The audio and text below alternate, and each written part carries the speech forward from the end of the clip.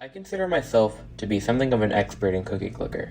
I've been aware of, and have played the game, since around 2016, and I've sunk 1,000 hours into the game on just the 2021 Steam release, with about 90% of the total achievements unlocked. Recently, I've become reacquainted with the game through the eyes of a college student, with the ability to use my critical thinking skills while playing the game. And while on the surface level, Cookie Clicker may appear to be a simple satire on the, at the time of creation, popular indie game genre, it is actually an expertly crafted representation of the ideals of neoliberals and colonizers. So, what is Cookie Clicker? To put this question into context, the genre of idle games must first be explored. One of the first idle games to see any sort of online success was called Progress Quest, a 2002 parody of RPG mechanics, wherein the entire game is watching percent values slowly increment on multiple progress bars until an act is complete, at which point the game automatically moves to the next act and the cycle continues, without the player actually doing anything past the rudimentary character creation menu. The game gained some notoriety online and was eventually uploaded onto the creator's gaming forum, Congregate, which became something of a hub for idle games in the mid-2000s to 2010s. From this sprouts the 2010 Facebook game, Cow Clicker, and the 2014 mobile game, Adventure Capitalist, both of which incentivized spending real money to progress. And in 2013, Cookie Clicker was released by Julian Thenot, also known as Ortiel, to wild success on 4chan, where it was first posted, peaking in the millions of visits on a single day, and maintaining a consistent 200,000 players for years after release. And even now, 2 years removed from the final update of the game, there are still around 10,000 concurrent players on the paid Steam release alone. Mechanically speaking, Cookie Clicker is very simple. Maybe not as much as Progress Quest or Cow Clicker, but still very easy to grasp. You click the large cookie on the left side of the screen, which generates cookies that can then be used to buy buildings ranging from cursors that help click the cookies to grandmas that bake additional cookies to literal multiverses where the player hops into other idle universes to convert whatever they are producing into more cookies. So how does this game stray so far from the realms of realism, to where cookies go from a simple commodity that are generated in the maybe tens of thousands, to being produced in incalculable amounts? Well, in truth, outside of many of the supernatural elements of the game, not only is everything that happens in the game entirely realistic, but it's actually a perfect representation of neoliberal and colonialist ideals. But how?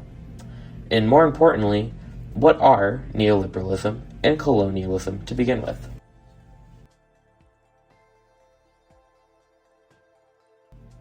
According to the Stanford Encyclopedia of Philosophy, the core tenets of neoliberalism are that neoliberalism holds that a society's political and economic institutions should be robustly liberal and capitalist, but supplemented by a constitutionally limited democracy and a modest welfare state.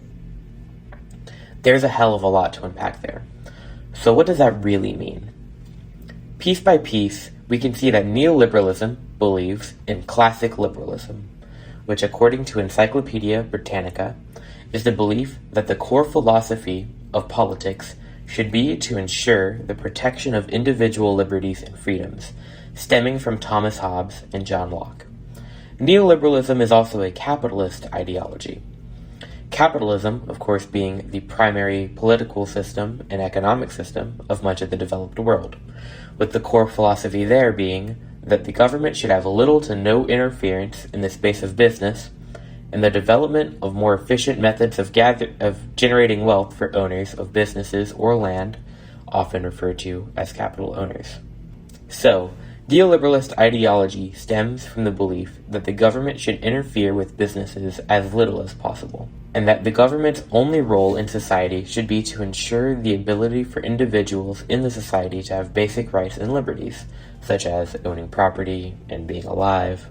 Generally, in contemporary society, people or politicians who advocate for a free market economy are subscribers of neoliberal ideology. This ranges from conservatives like Ronald Reagan and Margaret Thatcher, who significantly scaled back on government oversight of business, as well as the taxation of the wealthy, with the excuse that the money saved from the rich not paying their taxes would be recycled into paying their employees more and into generating more stability for their businesses. In reality, real wages actually decreased for employees while the rich just got richer. Go figure. This also ranges to self-described centrists, who are essentially the same as conservatives in terms of economic policy, and typically tend to be reactionary in terms of social policy, much like conservatives. Now, just what is colonialism? In the simplest terms, colonialism is the idea of might makes right. According to the Stanford Encyclopedia of Philosophy, colonialism is a practice of domination, which involves the subjugation of one people of another.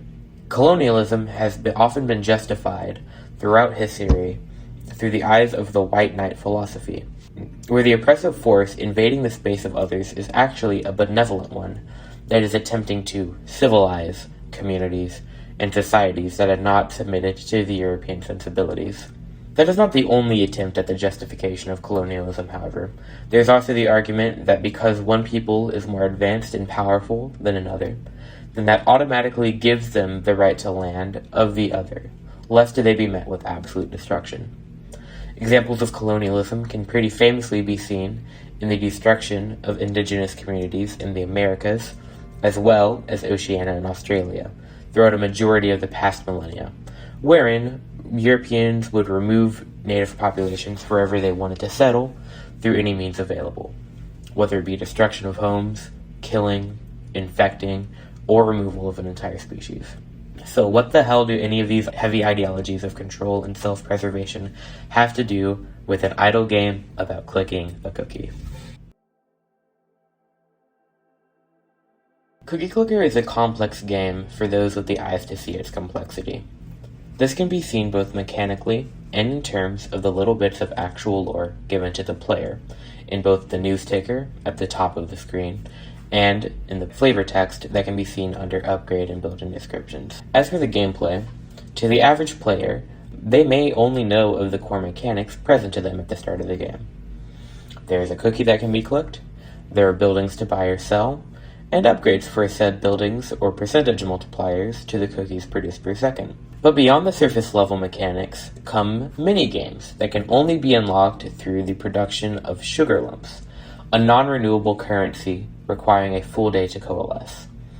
These mini-games include a gardening mini-game from the farm, where the player grows crops that can help with cookie production or the rates of golden cookie appearances, an actual in-game stock market from the bank with different firms the player can invest their cookies into and to take out loans from to maximize cookie production, a pantheon from the Cookie Temple, where the player can choose different idols of cookie gods, I swear I'm not joking, to worship with differing passive effects depending on the idol being worshipped, and a grimoire from the Wizard Towers, allowing the player to cast spells with varying active effects, with a chance to backfire on the player and cause a loss in production or buildings.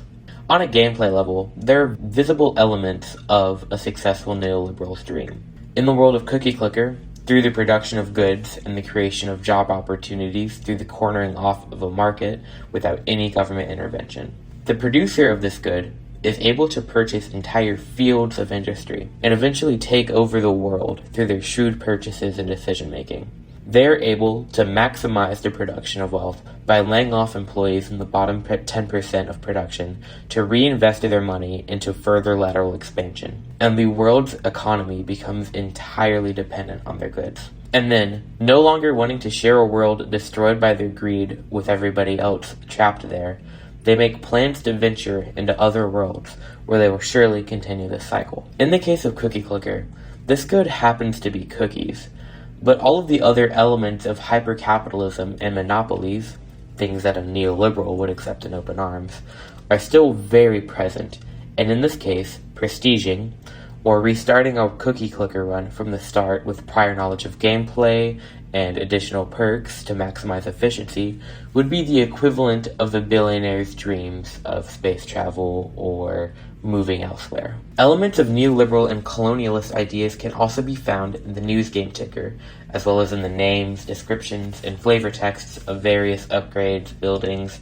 and achievements, in a way meant to satirize these ideologies, but still, of course, unearthing the underlying themes of the game. For instance, there are a plethora of news articles describing the damage done to the world and society by the unabated production of cookies and the materials necessary for cookie production. Some of these articles can only be unlocked once a certain number of cookies have been produced, such as, quote, "History books now include a whole chapter about your cookies for obtaining 500 million cookies," or, quote, "Your cookies are rewriting the fundamental laws of the universe for 5 trillion. Other stories are dependent on what buildings have been purchased, as well as if the Grandma Apocalypse, an actual in-game event caused by creating a hive mind of grandmas to make more cookies, has begun. These quotes include, quote, "You disgust me," from Grandma, or, quote, "News, 500 miners dead in chocolate mine catastrophe," or news, "Do not settle near portals, says specialist. Your children will become strange and corrupted inside." And finally, news, "Can't you sense the prism watching us?" rambles insane local man. "No idea what he's talking about," shrugs cookie magnate / government official. These articles reveal the ways in which the player is impacting the world for the worse, and even has their own strong-arming Pinkerton-esque police force they can use to silence anyone who opposes them. Various upgrades and achievement names also have common elements with the news ticker, such as the "No More Room in Hell" achievement for Ascension, in reference to the player's moral bankruptcy and ruining the world and restarting fresh, or the first upgrade for the Idolverses literally being called Manifest Destiny, in reference to the genocidal event that took place after the American Revolutionary War, when the Americans expanded westward and utterly decimated native populations. There is also the achievement for popping a near-extinct shiny rakelet called Last Chance to See, with the flavor text stating, "You monster," in a sense mirroring the human-caused endangerment of exotic and integral species to various indigenous communities for the sake of vanity or conquest. Furthermore, on April Fool's Day every year, there is an event titled Business Day, in which the game drops all pretenses of cookie production and the purchased buildings are instead titled after real-life examples of business expansion strategies, such as memes, privatized planet, Senate seat, and doctrine. These examples paint the largest picture of the neoliberal and colonialist shoes the players placing themselves in when they are playing Cookie Clicker, but there are a plethora of examples throughout the game. So what importance does viewing a decades-old idle game through a critical lens like this serve? Well, for one, seeing as Cookie Clicker, and most idle games for that matter, are meant to be seen as satirizing grindy games, and the society that creates the want for games built around the feeling of constant productivity, the player becomes able to apply the fairly easy-to-digest criticisms of capitalism and society, as well as utilizing the views they digested from these idle games onto more difficult-to-comprehend pieces of media. In analyzing what Cookie Clicker has to say about the state of the world, players become subconsciously more critical of both their own actions as a player, i.e., what led me to want to do X or Y, as well as of the billionaires who actually do treat humans and industry as though they were the grandmas in buildings in Cookie Clicker. Cookie Clicker also accomplishes this task by being a very simplistic game mechanically. Players do not have to necessarily dig deep or drudge through the game to find its messages, which allow for the game to be a fairly spectacular stepping stone for showing other people the ails of neoliberal policy through an innocuous and easy-to-play format. In recognition of the exploitation players face at the behest of corporate greed, they may develop some real level of class consciousness. Who knows? Maybe one day, there could be a real Grandma Apocalypse uprising against the current system.